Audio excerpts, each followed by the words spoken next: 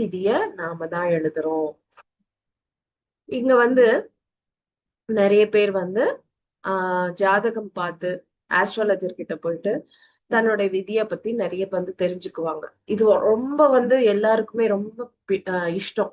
So அங்க அந்த மாதிரி போகும்போது அங்க என்ன ஆகுதுன்னா, ஒரு ஜாதகம் அப்படின்னும் போது கணிப்பு, இட் இஸ் அ மேத்தமேட்டிக்ஸ் அப்படின்னு சொல்லலாம், ஒரு டெக்னாலஜி.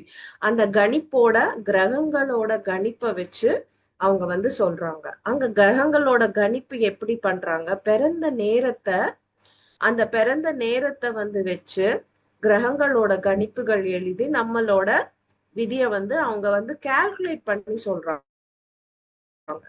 சோ இங்க கால்குலேஷன் அப்படிங்கும் போது நம்ம பிறக்கும் போது நம்ம என்னென்னலாம் பிளான் பண்ணுமோ அந்த கிரகங்களோட கணிப்பும் ஆல்மோஸ்ட் அப்படியே சேமா தான் இருக்கும். சோ அது வந்து அப்படியே வருது.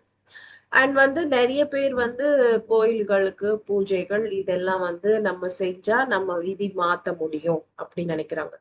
சோ இதனாலையும் மாத்த முடியாது. அண்ட் வந்து நம்ம புரிஞ்சுக்க வேண்டிய விஷயங்கள், ஃபர்ஸ்ட் திங், நம்ம விதியை நாம எழுதுறோம். ரெண்டாவதா, இந்த விதியை மாத்தணும் அப்படின்னா எந்த ஆஸ்ட்ராலஜராலையும் முடியாது. எந்த ஒரு நவகிரக பூஜையோ அந்த பூஜையோ இந்த பூஜைகளால முடியாது.